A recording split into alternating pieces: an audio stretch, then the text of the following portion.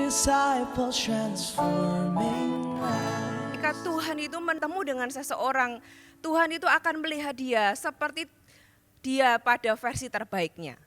Hari ini apa yang mau saya bagikan adalah sesuatu yang Tuhan taruh di dalam hati saya, yang saya tahu ada banyak orang yang saya kenal ya di kanan kiri saya mengalami hal-hal yang saya mau bagikan hari ini, dan saya percaya apa yang saya bagikan hari ini akan membebaskan bagi banyak orang. Mungkin selama ini Anda belum mengerti atau Anda mengerti tapi belum bisa menghidupi, tapi hari ini firman Tuhan akan membebaskan banyak dari Anda. Ya, kita buka sama-sama di Keluaran pasal yang ketiga, ayat yang ke-10 sampai ayat yang ke-11. Ini adalah cerita ketika Tuhan bertemu dengan Musa di dalam semak yang terbakar ya. Keluaran 3 ayat 10 sampai yang ke-11. Jadi sekarang pergilah, kata firman Tuhan, aku mengutus engkau kepada Firaun untuk membawa umatku orang Israel keluar dari Mesir. Tetapi Musa berkata kepada Allah, perhatikan jawaban Musa, siapa aku ini? Ya, tiba-tiba Musa lupa diri gitu ya. Pertanyaannya, siapa aku ini? Maka aku yang akan menghadap Firaun dan membawa orang Israel keluar dari Mesir. Saudara, pernahkah Anda ada di titik ini ketika Tuhan meminta Anda melakukan sesuatu, Anda berpikir siapa aku, kenapa Tuhan mau aku melakukan sesuatu? Sebenarnya Musa bukan tidak tahu siapa dia, tapi Musa itu punya sebuah keyakinan bahwa orang yang dipakai Tuhan haruslah orang yang sempurna, orang yang luar biasa. Sedangkan dia melihat dirinya, waktu itu Musa selama 40 tahun menggembalakan, dan dia melihat dirinya, kalau saudara baca ayat-ayat berikutnya, dia melihat dirinya sebagai orang yang gagap. Seorang yang tidak bisa berbicara, seseorang yang gagal, seseorang yang pernah melakukan kesalahan di masa lalu. 40 tahun yang lalu kesalahan 40 tahun yang lalu itu menjadi sebuah identitas di dalam dirinya bahwa aku ini orang yang gagal. Makanya ketika Tuhan ketemu dengan Musa dan Tuhan memberikan perintah, Tuhan memberikan sebuah kesempatan, Tuhan memberitahu bahwa engkau akan dipakai Tuhan. Musa bertanya balik, siapa aku ini? Aku gak layak, aku gak mampu, aku gak bisa. Ya, kita buka lagi sama-sama, ada kisah yang mirip. Hakim-Hakim pasal yang ke-6. Hakim-Hakim pasal yang ke-6 ayat yang ke-11 sampai ayat yang ke-12. Ini cerita ketika malaikat Tuhan atau Tuhan sendiri ketemu atau menemui Gideon. Ya. Ayat 11, kemudian datanglah malaikat Tuhan dan duduk di bawah pohon terbantin di Ofra, kepunyaan Yoas, orang Abiezer itu, sedang Gideon anaknya mengirik gandum dalam tempat pemerasan anggur agar tersembunyi. Garis bawahi kata agar tersembunyi dari orang Midian. Jadi dia ini posisinya menyembunyikan diri karena takut, karena gak mau ketahuan. Malaikat Tuhan menampakkan diri kepadanya dan berfirman kepadanya demikian. Tuhan menyertai engkau, ya pahlawan yang gagah berani. Saudara, dua ayat ini sudah berlawanan. Dikatakan Gideon adalah orang yang sedang bersembunyi, sedang takut. Tapi Tuhan itu datang berkata bahwa engkau adalah pahlawan yang gagah berani.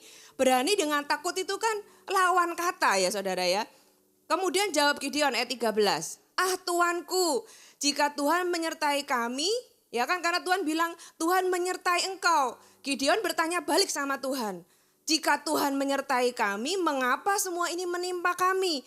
Di manakah segala perbuatan ajaib yang diceritakan oleh nenek moyang kami ketika mereka berkata, bukankah Tuhan telah menuntun kita keluar dari Mesir? Tetapi sekarang Tuhan membuang kami dan menyerahkan kami ke dalam cengkeraman orang Midian. Lalu berpalinglah Tuhan kepadanya dan berfirman, pergilah dengan kekuatanmu ini. Ya Tuhan masih insist, aku mau pakai engkau. Kamu punya kekuatan, kamu pergilah dengan kekuatanmu dan selamatkan orang Israel dari cengkeraman orang Midian. Bukankah aku mengutus engkau? Ayat 15, perhatikan jawaban Gideon. Ah Tuhanku, dengan apakah akan kuselamatkan orang Israel? Aku gak punya apa-apa gitu ya. Ketahuilah, seolah-olah Tuhan gak tahu. Tuhan kau harus tahu. kaumku ini adalah yang paling kecil ya di antara suku Manasye dan aku pun seorang yang paling muda. Seolah-olah Tuhan nggak tahu. Sampai Gideon harus berkata bahwa Tuhan ketahuilah bahwa kaumku ini paling kecil. Dan aku adalah orang yang paling muda di dalam kaum keluargaku. Saudara, ini seperti Anda ya, ketika Anda itu bangkrut, lagi duduk, habis jual semua aset, tiba-tiba malaikat Tuhan datang dan berkata, hai engkau orang yang diberkati, hai engkau orang yang akan memberkati bangsa-bangsa. Anda akan, barusan aku jual semuanya, gitu ya. Bagaimana mungkin? Saudara, tapi saudara perhatikan di banyak ayat, di dalam banyak kejadian ketika Tuhan itu bertemu dengan seseorang, Tuhan itu akan melihat dia seperti dia pada versi terbaiknya. Ya, Tuhan melihat seseorang, Tuhan melihat Musa bukan sebagai seseorang yang gagap. Tuhan gak melihat Musa sebagai seorang yang gagal. Itu kan Musa melihat dirinya sendiri. Tapi Tuhan melihat Musa sebagai seorang pembebas. Seorang yang akan membelah Laut Merah. Seorang yang akan membawa 2 juta orang Israel itu keluar. Tapi Musa belum bisa melihat itu. Tuhan ketemu Gideon, Tuhan ketemu dengan orang yang gagah berani. Dikatakan pahlawan yang gagah berani. Yang disertai Tuhan. Tapi Gideon melihat dirinya sebagai, aku ini orang yang paling kecil. Kaumku paling kecil, aku paling muda. Nah saudara, gak nyambung ya. Tuhan melihat kita dari versi terbaik kita, tapi kita melihat diri kita itu jauh banget, beda sekali. Nah saudara, mungkin Gideon, mungkin Musa dan yang lain itu sama seperti kita respon. Kalau kita mengalami hal yang sama, kita mungkin berespon yang sama, gak apa-apa. Respon itu hanya menjadikan kita sebagai manusia, tapi yang penting bukan respon pertama kita, tapi apa respon selanjutnya ya? Pertanyaan saya kepada Anda hari ini. Kalau Musa melihat dirinya sebagai orang yang gagal, orang yang gagap, orang yang pernah salah gitu ya. Gideon melihat dirinya sebagai orang yang gak punya apa-apa, orang yang kaumnya paling kecil, orang yang paling muda di dalam keluarganya. Pertanyaannya, Anda melihat diri Anda seperti apa? Coba jelaskan tentang diri Anda. Bagaimana Anda melihat diri Anda sendiri? Apakah Anda melihat diri Anda sebagai orang yang, ya saya bukan orang panggung, saya bukan orang yang, saudara coba jelaskan siapa diri Anda. Nah saudara, kita ini seringkali seperti Musa, seperti Gideon. Kita punya gambaran atau keyakinan tentang siapa kita, tapi kita biasanya memakai ukuran yang salah. Ya, apa ukuran kita? Apa kata orang? Apa kata masyarakat atau stigma ukuran masyarakat? Dan jarang sekali kita ini memakai apa kata Tuhan tentang kita. Nah, biasanya kalau orang itu punya gambaran yang salah tentang dirinya, biasanya orang itu punya 2 reaksi. Kalau nggak minder, ya sombong. Ya sebenarnya akarnya sama sih, karena kita nggak tahu siapa kita. Sombong itu sebenarnya sama kayak minder. Bedanya sombong itu adalah minder yang ditutupi, itu aja. Tapi dua-duanya itu sama. Ya, hari ini apa yang saya mau sampaikan adalah Tuhan itu ingin Anda menemukan atau menjadi versi terbaik Anda. Ya, Tuhan ingin Anda bersukacita atau menginginkan diri Anda yang sebenarnya. Ya, bukan yang Anda lihat tentang siapa Anda. Dan kalau Anda bisa menjadi versi terbaik Anda akan terbebas dari kepura-puraan. Banyak orang itu pura-pura punya, pura-pura penting gitu ya. Padahal diam-diam dalam hati takut kalau dia nggak penting. Misalnya saya ketemu dengan seseorang, ketemu 2 jam ngobrol, dia itu cerita terus selama 2 jam ngomong tentang dirinya, apa yang dia bisa lakukan, tentang koneksinya, tentang, sampai saya mikir kenapa ya dia cerita all about me gitu ya, maksudnya tentang dirinya. Sampai kadang-kadang gak menyadari sekelilingnya karena menutupi sesuatu, takut terlihat buruk. Karena dia melihat dirinya sebenarnya buruk, tapi karena gak mau kelihatan jadi ditampilkan yang baik. Saudara, kita harus tahu tentang siapa kita. Untuk kita mau jadi versi terbaik yang Tuhan itu tetapkan bagi kita. Ada 3 hal yang kita perlu lakukan. Ya catat saudara, yang pertama mengenal diri Anda. Mengenal diri kita. selama ini apakah kita nggak kenal diri kita? Oke, siapakah kita sebenarnya ya? Makanya tadi saya tanya, siapa Anda menurut Anda? Tapi kita mau lihat sekarang, siapa Anda dan saya menurut firman Tuhan. Kita buka sama-sama Efesus pasal yang kedua ayat yang ke-10. Karena kita ini buatan Allah, katakan buatan Allah. Diciptakan di dalam Kristus Yesus untuk melakukan pekerjaan baik yang dipersiapkan Allah sebelumnya. Dia mau supaya kita hidup di dalamnya. Ya, Anda adalah buatan Allah. Anda bukanlah buatan Anda sendiri. Oke, itu adalah sebuah poin penting yang Anda dan saya harus hidupi, terima ya. Terima dan yakini Anda adalah buatan Allah. Kita ini bukan buatan kita sendiri. Kehidupan kita bukanlah proyek kita sendiri. Kehidupan Anda adalah proyek Allah. Dan Allah memikirkan baik-baik dan Dia tahu Anda ditetapkan menjadi apa. Saudara ya, kita perlu berlapang dada ya bahwa kita tidak dapat menjadi apapun yang kita inginkan. Kenapa? Karena saya tidak menciptakan diri saya sendiri dan Anda tidak menciptakan diri Anda sendiri. Allah yang menciptakan Anda dan Allah merancang Anda untuk menjadi Anda. Ketika kehidupan berakhir, ya Tuhan gak akan tanya kepada Anda, kenapa kok kamu gak jadi Musa? Kenapa kok kamu gak jadi Esther? Kenapa kok kamu gak jadi Abigail? Kenapa kok kamu gak jadi Daud? Dia akan tanya kenapa kamu gak jadi dirimu sendiri gitu ya. Karena Tuhan itu menciptakan Anda itu menjadi Anda. Ya, sedihnya kita semua berharap kita menjadi seperti orang lain. Kalau Anda adalah orang yang seperti kutu buku yang suka menyendiri baca buku gitu ya. Terus Anda menunggu Tuhan mengubah Anda menjadi orang yang suka party, saudara, forget it. Lupakan aja ya. Mungkin Anda adalah orang ekstrovert yang gampang berkicau, gampang ngomong, sulit sekali menghentikan ocehan di mulut Anda. Dan Anda berharap Anda menjadi orang yang introvert. Ya, Anda mengekang diri ya, mau jadi orang yang super arif, kalem, terus kemudian pandai menahan diri. Saudara, lupakan saja, itu mustahil terjadi. Anda adalah Anda. Anda adalah orang yang tidak ada orang lain yang bisa menggantikan Anda. Anda adalah Anda. Anda perlu mengenal diri Anda sebagai karunia Allah dan menerima diri Anda apa adanya. Kita semua diberi kemampuan dan ketidakmampuan, ya. Kemampuan yang Anda miliki itu karena ada tujuan Tuhan, dan ketidakmampuan yang Anda miliki itu karena tujuan Tuhan itu tidak memerlukan itu gitu ya. Makanya Anda diberikan ketidakmampuan. Kita semua punya kemampuan dan ketidakmampuan. Ketidakmampuan karena tidak diperlukan untuk tujuan itu. Saudara, kita harus terima setiap orang berbeda-beda ya. Ada orang yang berkata bahwa kita semua itu kayak kertas putih. Enggak, saudara, semua orang itu beda-beda. Kita semua punya warna masing-masing. Makanya kalau dari sisi psikologi kan ada warna merah, ada warna apa itu hijau, kuning, apalagi ungu, tak biru, apa. Sudah pada dasarnya kita punya warna yang berbeda-beda. Bahan dasarnya juga beda-beda gitu ya.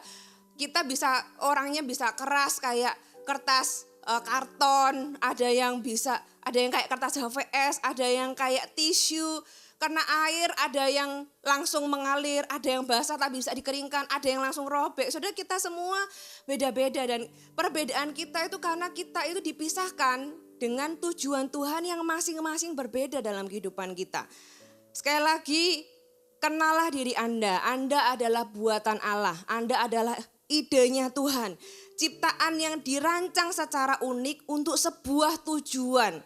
Dan kita diutus ke bumi untuk memenuhi tujuan itu. Ya, saya ada cerita lucu beberapa hari yang lalu, saya punya anak, kita makan bersama. Ya, kalau malam kita makan bersama.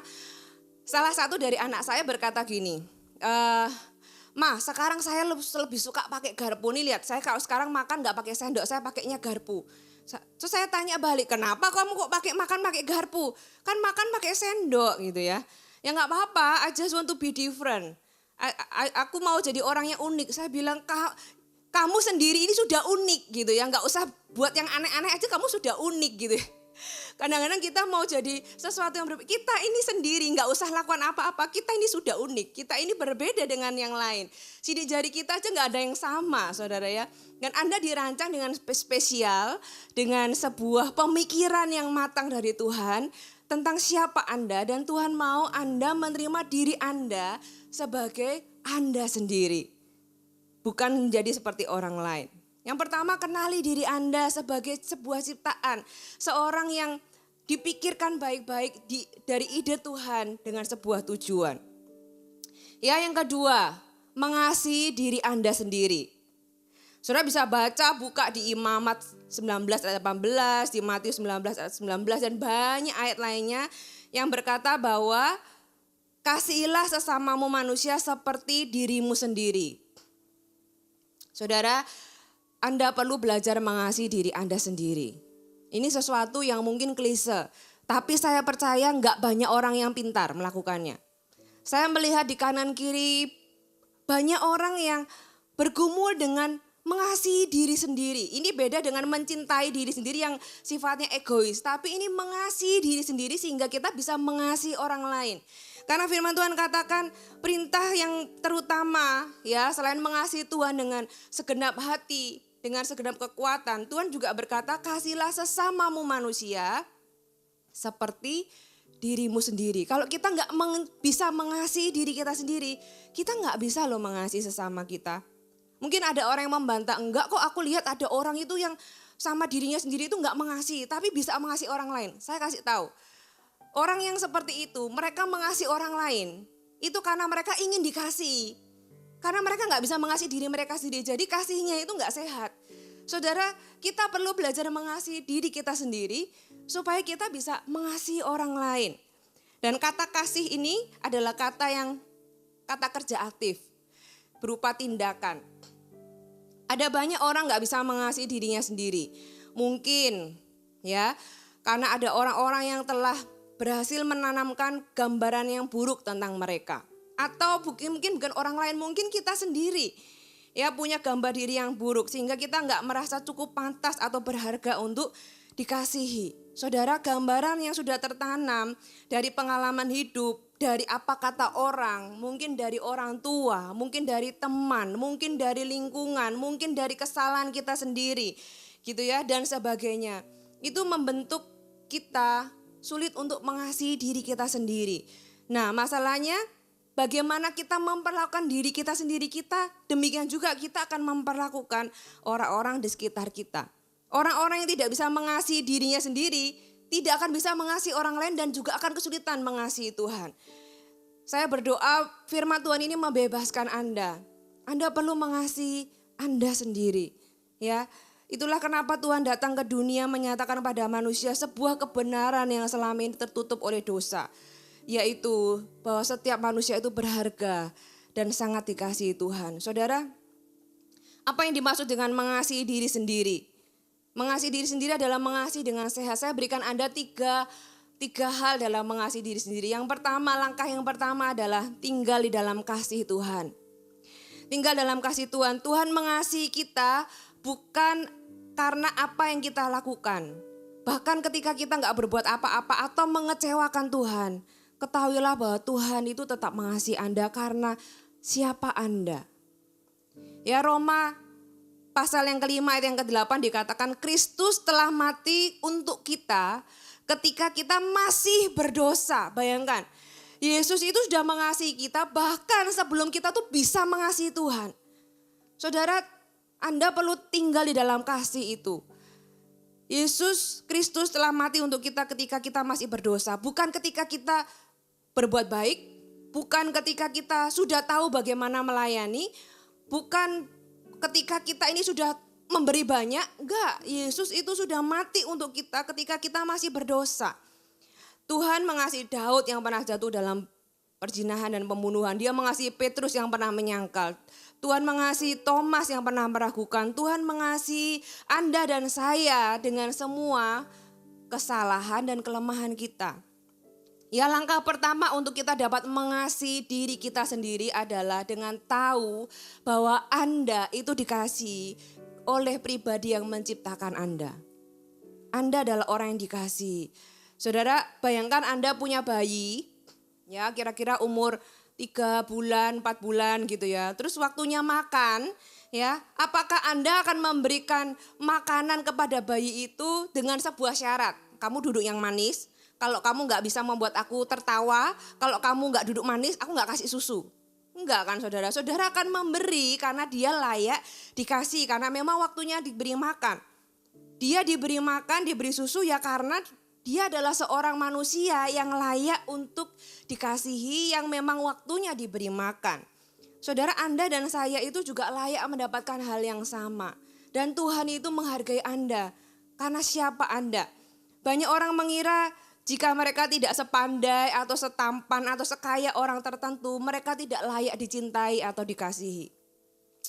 Kebenarannya adalah Anda layak dicintai dan Anda layak dihormati hanya karena Anda adalah Anda. Bukan karena apa yang Anda punya, ya. Sebaliknya ada orang yang sombong merasa layak karena dia merasa aku ini pandai, aku ini kaya, aku ini tampan gitu ya. Sehingga mereka merasa layak untuk dicintai. Sebenarnya orang seperti ini kan menipu diri sendiri, berarti dia mempercayai sebuah kebenaran di sisi lain bahwa kalau dia ini nggak kaya, kalau dia ini nggak tampan, mereka nggak layak dicintai. Kan sama aja sebenarnya. Kebenarannya adalah Anda, siapa Anda, cukup jadi Anda, itu Anda layak dicintai. Dan ada seorang pribadi yang mencintai Anda dan sudah, akan, sedang, dan terus-menerus akan mengasihi Anda, yaitu pencipta Anda sendiri. Kalau ada orang-orang yang Anda bergumul dengan perasaan tertolak, Anda merasa tidak diingini, saya mau beritahu Anda satu hal. Kenyataan bahwa Anda hari ini ada di muka bumi. Kenyataan bahwa hari ini Anda melihat tayangan ini. Berarti ada seorang pribadi yang mengingini Anda. Ya mungkin ada orang-orang yang dulu waktu bayi mau digugurkan. Kenyataan bahwa Anda masih hidup. Itu berarti ada pribadi yang mau Anda hidup. Yaitu pencipta Anda. Walaupun seluruh dunia menolak Anda, ada satu pribadi yang mengasihi Anda, yang menerima dan mencintai Anda, yaitu pencipta Anda. Dimulai dari kebenaran ini, Anda mulai bisa mengasihi diri sendiri. Kasih itu gak dicari dari luar. Yang pertama yang mengasihi Anda itu adalah pencipta Anda. Ya, jadi yang pertama tinggal dalam kasihnya. Yang kedua menerima diri Anda. Tuhan mengasihi kita dengan menerima diri kita apa adanya. Ya, diri kita apa adanya. Kasihnya tidak berkurang karena kita jatuh ke dalam dosa atau juga gak bertambah karena kita berbuat baik. Karena kasihnya Tuhan itu sudah full. Anda perlu menerima diri Anda sendiri. Banyak orang yang saya lihat entah karena satu dan dua hal, dia menolak dirinya sendiri. Mungkin karena merasa buruk, mungkin karena cacat fisik, mungkin karena penampilan kurang menarik, mungkin karena keadaan sosial ekonomi yang serba kurang, mungkin karena gagal mencapai cita-cita atau pernah melakukan sebuah kesalahan yang besar. Saya mau berkata Anda perlu belajar menerima diri Anda. Menerima diri Anda berarti Anda menyadari siapa Anda, ya, dengan semua kegagalan dan kesuksesan Anda, dengan menyadari ketidaksempurnaan Anda, tetapi Anda tahu bahwa Anda itu diterima Tuhan apa adanya dan Anda tidak dituntut menjadi seperti orang lain. Sehingga Anda bisa menerima diri Anda sendiri. Mungkin Anda berkata, tapi aku dituntut menjadi seperti orang lain. Oleh orang tua, mungkin oleh bos, oleh teman, oleh pasangan. Saya bisa katakan, oke, kadang-kadang kita nggak bisa menghindari itu. Tapi pakailah tuntutan itu untuk menjadi Anda yang lebih baik. Ya nggak perlu nyalain orang lain, pakai aja untuk menjadi dorongan Anda menjadi orang yang lebih baik. Jadi mari kita belajar menerima diri sendiri tanpa syarat. Ya beberapa waktu yang lalu saya di message seseorang, bagaimana cara aku menerima diriku sendiri? Aku pernah melakukan kesalahan dan kayaknya aku ini sulit untuk menerima diriku sendiri. Aku baru bisa menerima diriku sendiri kalau orang lain menerima aku. Ya akhirnya dia mengasihi orang lain supaya dikasih, supaya diterima. Kenapa? Karena dia sulit menerima dirinya sendiri. Saudara, Anda adalah orang yang diterima oleh Tuhan dan Anda perlu menerima diri Anda sendiri. Ya orang yang mengasihi diri sendiri merasa nyaman dengan dirinya sehingga gak punya pikiran untuk ingin atau menuntut diri menjadi seperti orang lain. Karena Anda tahu siapa Anda. Anda menerima kelemahan Anda menerima ketidakmampuan Anda. Karena Anda tahu memang tujuan Tuhan dalam hidupku gak perlu kemampuan-kemampuan itu. Gitu ya, beda dengan orang lain punya kemampuan itu karena dia punya tujuan yang berbeda dengan Anda. Nah saudara, Anda perlu menerima diri Anda. Yang ketiga, Anda perlu merawat diri Anda. Ya, yang pertama tinggal di dalam kasih-Nya, Anda tahu bahwa Allah Anda dikasihi Tuhan. Anda menerima diri Anda seperti Tuhan menerima Anda apa adanya. Yang ketiga, rawatlah diri Anda. Anda itu punya kebutuhan. Kita ini adalah makhluk roh yang punya jiwa dan tinggal di dalam tubuh. Dan 3 aspek ini punya kebutuhan yang berbeda-beda. Anda perlu mengenalinya. Sama seperti Anda berusaha mengenali anak Anda dan memenuhi kebutuhannya. Ya, kalau Anda bisa menerima diri Anda sendiri, Anda belajar mengasihi diri Anda sendiri, Anda akan merawat diri Anda. Ya, mengasihi diri sendiri secara sehat menyebabkan kita dapat mempersembahkan hidup kita untuk Tuhan. Kalau kita nggak bisa mengasihi diri kita sendiri, kita nggak akan bisa mempersembahkan persembahan yang baik loh buat Tuhan. Ya, roh kita perlu diperbaharui dari hari ke hari. Jiwa kita perlu disegarkan. Tubuh kita perlu dipelihara kebugarannya. Ya, kita perlu merawat ketiga hal ini. Merawat tubuh Anda. Kita buka sama-sama di Roma pasal yang ke-12. Roma pasal yang ke-12 ayat yang pertama. Karena itu saudara-saudara, demi kemurahan Allah aku menasihatkan kamu supaya kamu mempersembahkan tubuhmu sebagai persembahan yang hidup, yang kudus dan yang berkenan kepada Allah. Itu adalah ibadahmu yang sejati. Tahu nggak saudara, bagaimana Anda memperlakukan tubuh Anda itu adalah sebuah ibadah loh buat Tuhan. Tuhan katakan kamu mempersembahkan tubuhmu sebagai persembahan yang hidup, yang kudus dan yang berkenan. Itu adalah ibadah yang sejati. Jadi bagaimana kita memperlakukan tubuh kita ini juga mau menjelaskan bagaimana kita itu memperlakukan Tuhan melalui persembahan kita, yaitu tubuh kita sebagai persembahan yang hidup. Nah kalau kita ini menolak diri kita nggak suka sama diri kita seringkali mengabaikan diri kita. Anda perlu mengasihi diri Anda, merawat diri Anda, merawat tubuh Anda. Ketika kita merasa baik terhadap diri sendiri, kita akan memelihara penampilan kita. Tapi sebaliknya juga berlaku, kalau kita merasa diri kita nggak layak dikasihi, kita akan berhenti memikirkan penampilan kita. Ya, sekarang mulai hari ini Anda dengarkan firman Tuhan, ambil waktu yang baik. Coba Anda melihat penampilan fisik Anda ya, tanpa harus berlebihan ya. Saya nggak suruh Anda beli ini beli itu, enggak. Tapi coba investasikan beberapa waktu untuk mengurus penampilan pribadi Anda. Coba lihat diri Anda. Tubuh Anda ini perlu dikasih, ini diri Anda loh. Diri Anda perlu mengasihi diri Anda. Kalau Anda mungkin Anda bisa memotong rambut, ya, mencukur kumis, memotong kuku, berdandan, memakai masker, bukan masker ini ya, masker wajah. Kemudian coba lihat lemari pakaian Anda, cari tahu warna apa yang cocok buat Anda ya. Periksa kesehatan Anda dengan cek kesehatan sederhana. Lihat apakah Anda perlu mengurangi atau menambah berat badan Anda. Ya, pikirkan beberapa latihan fisik secara reguler. Ciptakan rutinitas tidur yang sehat ya, dengan kuantitas dan kualitas yang baik. Saudara, tubuh kita ini adalah alat yang efektif untuk Tuhan, untuk mengasihi Tuhan dan juga untuk mengasihi sesama. Ya, saudara, kalau Anda nggak mengasihi diri Anda sendiri, Anda juga nggak mengasihi sesama. Contoh ya, hal sederhana. Anda nggak peduli dengan diri Anda, dengan bau mulut, bau badan gitu ya. Terus Anda mencoba mendekati orang lain untuk mengasihi orang lain. Jangan heran kalau orang itu menghindari Anda. Ya, jangan heran saudara, orang akan melihat kalau kita ini nggak bisa mengasihi diri kita sendiri, bagaimana kita bisa mengasihi orang lain. Rawatlah tubuh Anda, itu sebagai persembahan yang hidup. Kemudian rawat jiwa Anda. Kita buka sama-sama di 3 Yohanes 1. Ayat yang kedua,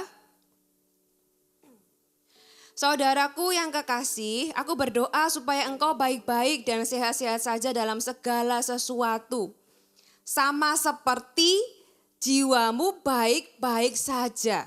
Perhatikan di sini, kalau jiwa kita baik-baik saja, maka kita akan baik dan sehat-sehat saja di dalam segala sesuatu.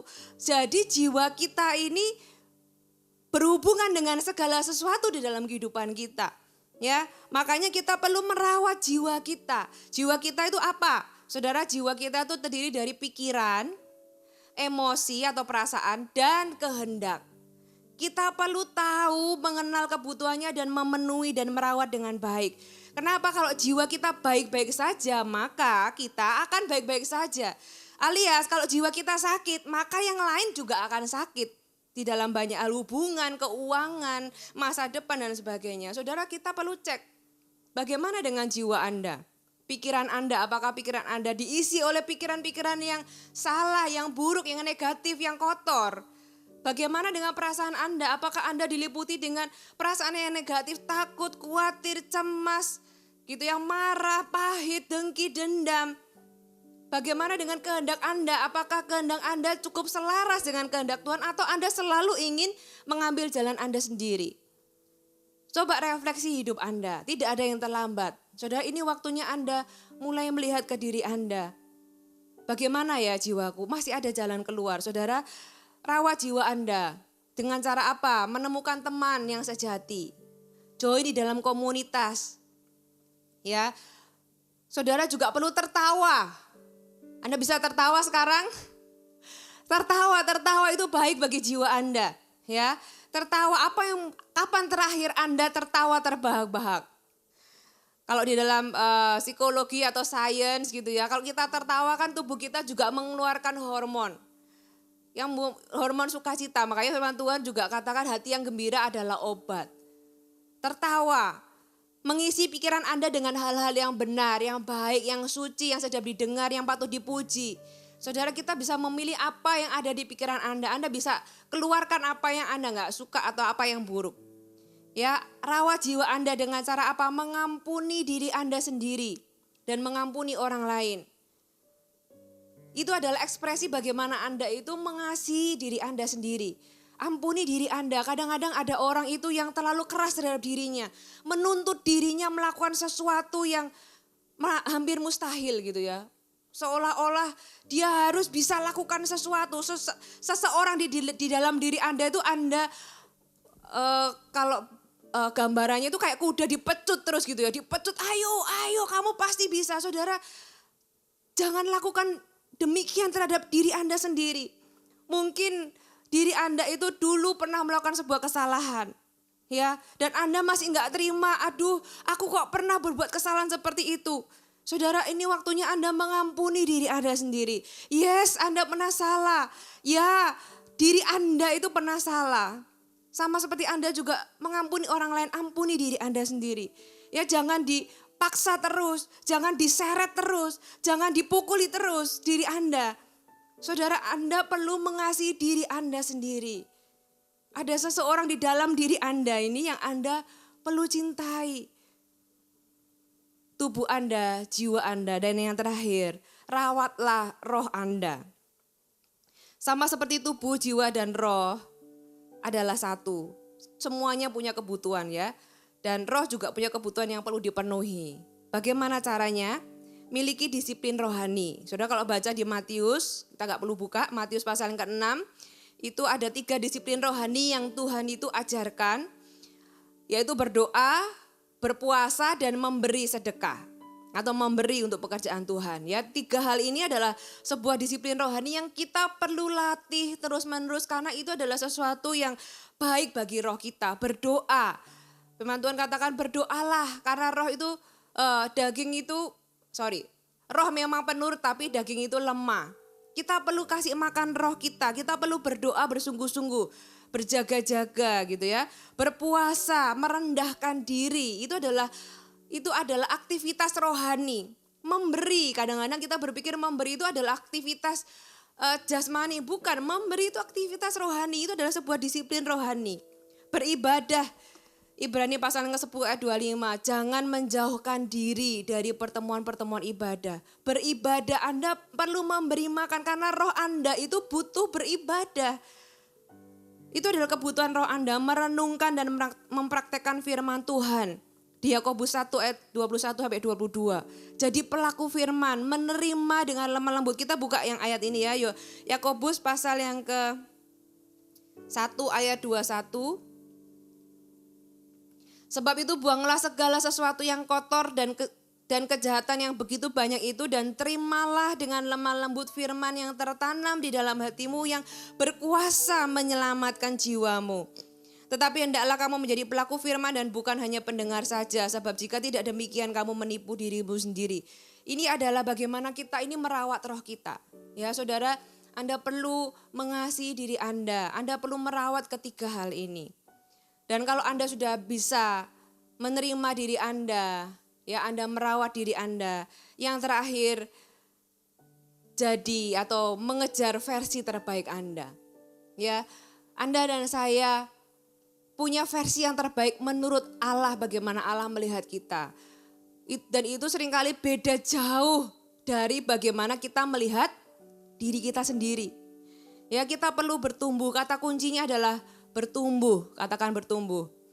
Bertumbuh itu perubahan dari dalam yang nampak di luar ya.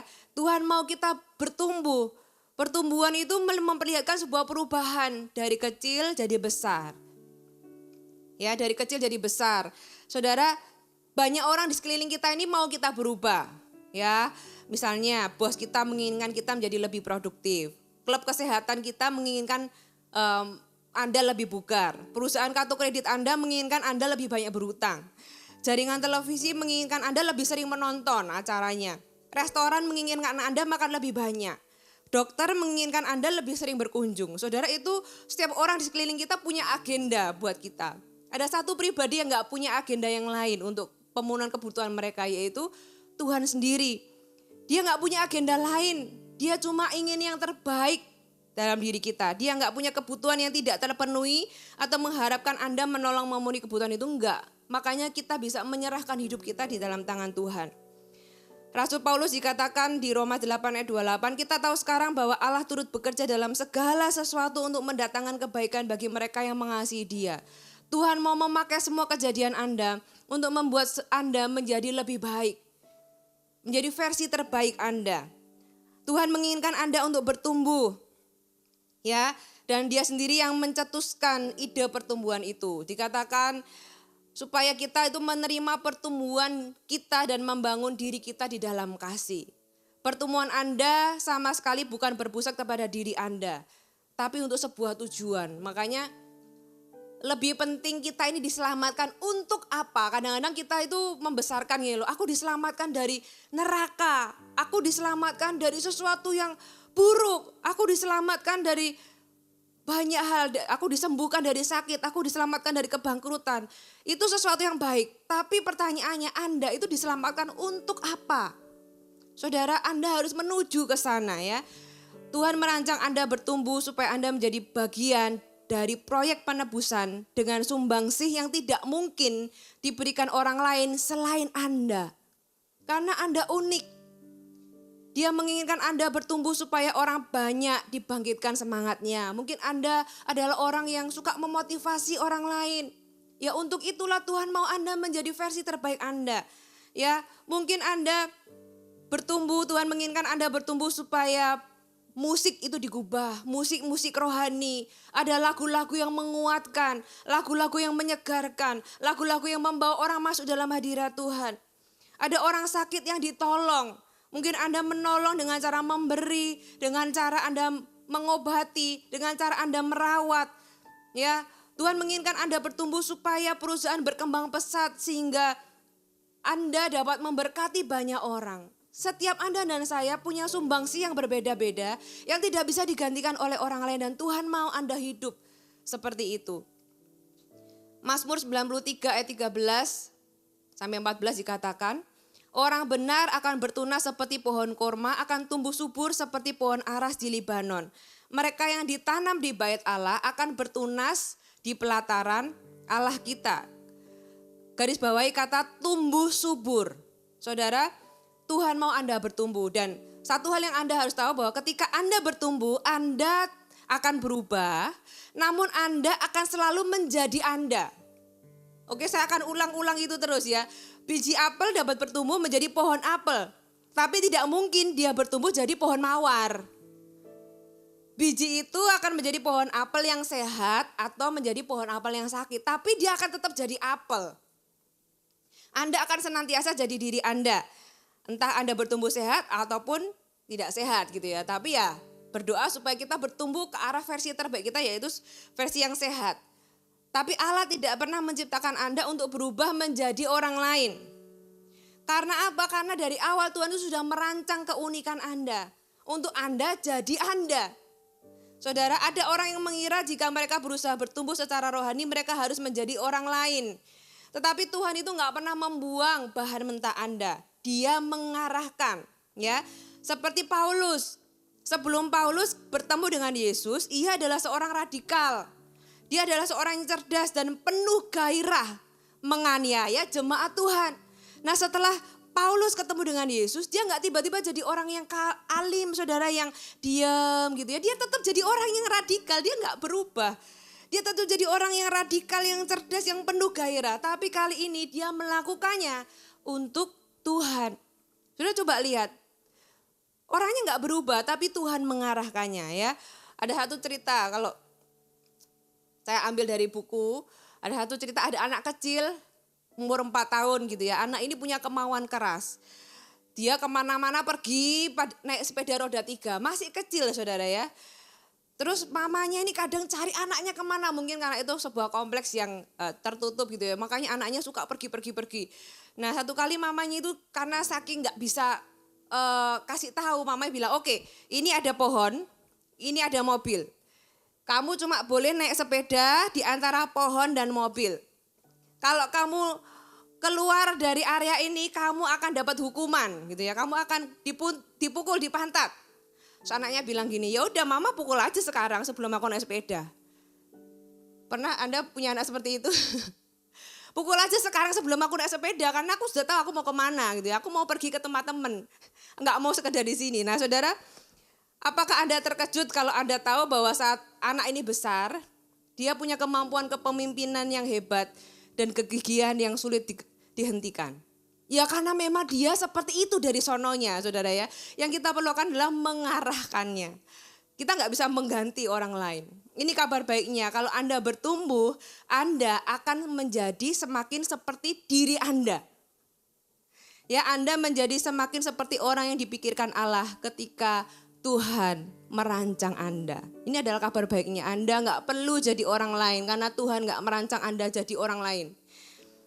Ya, Anda bukan sekedar menjadi lebih kudus, tapi Anda menjadi diri Anda yang sejati. Saudara, Tuhan ini menebus Anda, bukan menukar Anda. Pertumbuhan itu tidak diukur berdasarkan tanda-tanda lahiriah, tapi bertumbuh itu berarti bergerak menuju versi terbaik Anda menurut Tuhan. Kita buka ayat yang terakhir, Yeremia 18.